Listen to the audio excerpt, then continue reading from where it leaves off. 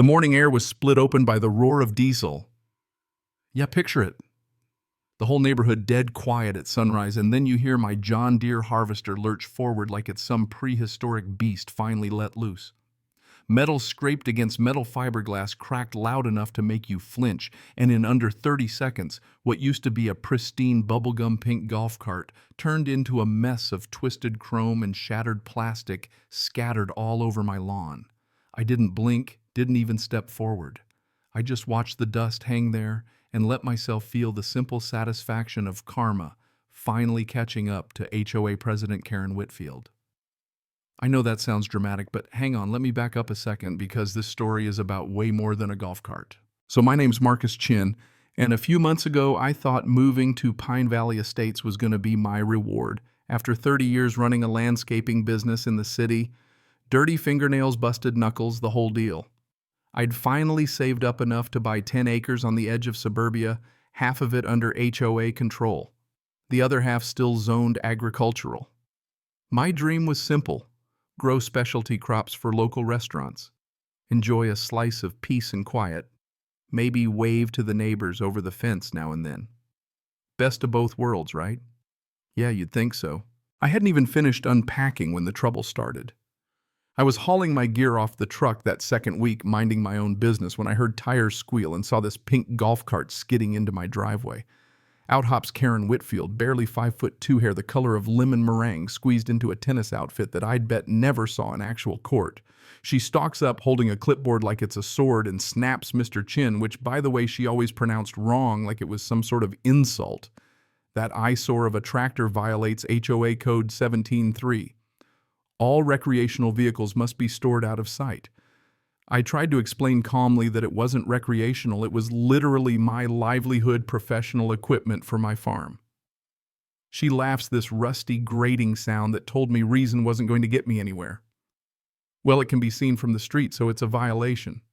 You have 24 hours to move it or it's a $500 fine. That was the starting pistol. Over the next 2 months, Karen turned every little thing into a violation. My heritage apple trees, unapproved landscaping. The compost bin's unsightly storage. She even cited my scarecrow as an unauthorized yard ornament. With each new offense, the fines got bigger, and no matter how many times I tried to reason with her or show her paperwork, she shot me down with that same condescending smile. The worst part was, at HOA meetings, she sat at the head of the table like a little queen, and the other neighbors just looked at their shoes or whispered their own horror stories after the meeting, too spooked to speak up. Karen had run that board for 6 years, and she ruled it by making examples out of anyone who challenged her. But the real low point came on a random Tuesday morning. I come out with my coffee, and there, chained to my fence gate, is Karen's custom golf cart, locked tight with a heavy-duty padlock chain, wound through the post so hard the wood was creaking. It's not just blocking my gate, it's making it impossible for me to move my harvester. So I call her up. She answers on the first ring, probably already waiting for me. I say, "Karen, your cart's blocking my equipment gate. I need to get my harvester out to the back field." Her voice is syrupy sweet. "Oh, that gate opens onto HOA common property.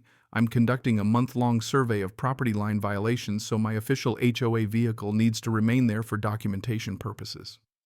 I'm trying not to lose my cool, pointing out that this is my private fence, my private land, but she actually giggles and says, "According to HOA Bylaw 42 subsection C, any structure within 3 feet of common areas can be commandeered for association use. Feel free to file a complaint at the next board meeting in 3 weeks. You know what I mean?" It was like talking to a wall. And meanwhile, my harvester, 20 grand of equipment, sat useless. I tried calling the HOA management company, but they just sent me back to Karen. I called a lawyer who basically told me it'd cost more to fight than just wait her out. The police civil matter, they said. Every morning I'd come out, and the damage got a little worse. Posts leaning, paint scraped raw, my fence literally pulling itself apart under the weight of her cart. Karen would drive by slow, smirking, admiring the mess she made. By week 2, my specialty lettuce started to bolt in the heat. 3 restaurants called about their orders. I lost contracts worth thousands, all because I couldn't get my gear out of the barn. Nobody wanted to help. The Agricultural Extension Office said it was an HOA issue, and the county just shrugged. Karen saw that I was stuck and just cranked up the pressure. A few days later, I come home to find a violation notice stapled to my door, $300 for failure to maintain fence integrity because her chained cart was wrecking it. Then another $500 for creating an eyesore. Then $700 for interfering with HOA operations because I dared to ask her to move the thing. That's when I walked over to her house, last-ditch effort, and rang the bell. She answers in a bathrobe at 2 in the afternoon, martini in hand. Karen, please, I'm losing thousands. Just move the cart. She leans in the doorway a little tipsy and says, "You know, Marcus, this could all go away if you just learn your place. This is a nice neighborhood. We have standards. Maybe you'd be happier somewhere more suited to your type of people." She let that hang in the air, all smug and ugly. I turned around and left her laughter following me back down the walk. That night, sitting on my porch staring at her chained-up golf cart, something in me just broke. 3 weeks of being polite, following the rules, watching my business go down the drain while she played queen enough was enough. So I started making calls not to lawyers or boards, but to my security camera company, had them pull 3 weeks of footage, Karen chaining the cart, coming back to check her work, the fence bending, the paint scratching, every single text and violation notice. Then I called a friend at the sheriff's office. He took one look at the footage and said, "That's trespassing and property damage. File the report tonight." So I did. At 11:59 p.m. I hit submit, then set my alarm for 4:30. Next morning, crisp clear, the kind of sunrise that makes everything look sharper. I fired up the harvester. The rumble echoed down the block.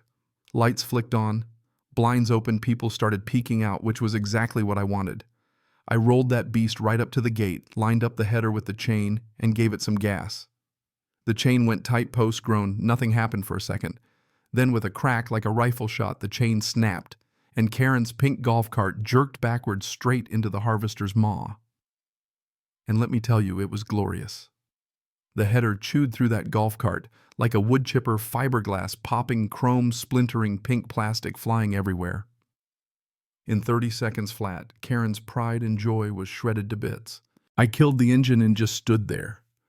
Whole street was watching, neighbors in pajamas and robes, coffee mugs in hand, mouths hanging open. Someone started clapping, just one person at first, then another, then half the block was applauding like I'd just scored a touchdown. That's when Karen showed up, screeching into my driveway in her Mercedes like a bat out of hell. She jumps out, starts shrieking, "What have you done? That was a $20,000 custom cart. I'll sue you. I'll have you arrested." I climbed down from the harvester, handed her a manila envelope I'd been waiting to give her. She grabs it, glaring. "What's this?" she barks. I say, "That's a formal trespass notice filed with the sheriff last night. Security footage of you chaining your cart to my property, 3 weeks of documented damage records of my crop losses over 30 grand. Plus statements from 6 neighbors about your harassment." You could see the wheels spinning behind her eyes. Her face turned every color in the book. She whips out her phone, thumb flying. "I'm calling 911. "They'll arrest you for destroying HOA property," I said. "Please do. I'm sure the deputies will want to see my criminal trespass report." Right then, like I'd scripted it, a sheriff's cruiser pulls up behind her Mercedes. 2 deputies step out, hands on their belts. "Morning, Marcus," Deputy Rodriguez says, then turns to Karen.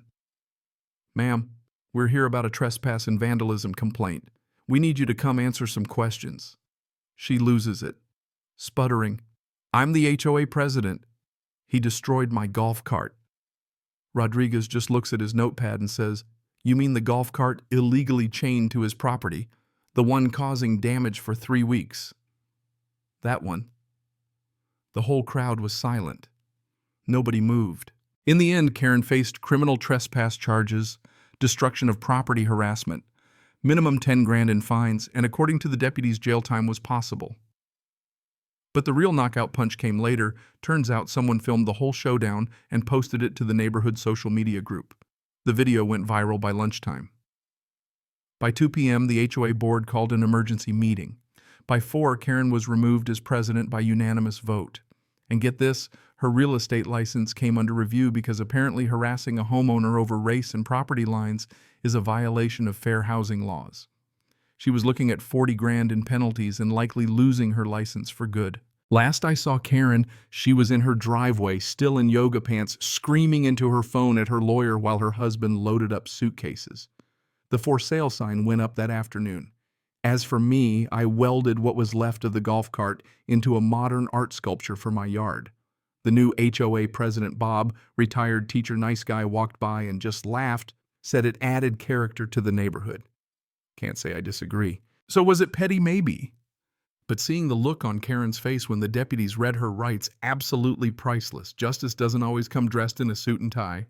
Sometimes it rides in on a John Deere at sunrise. But hey, that's life in suburbia, right?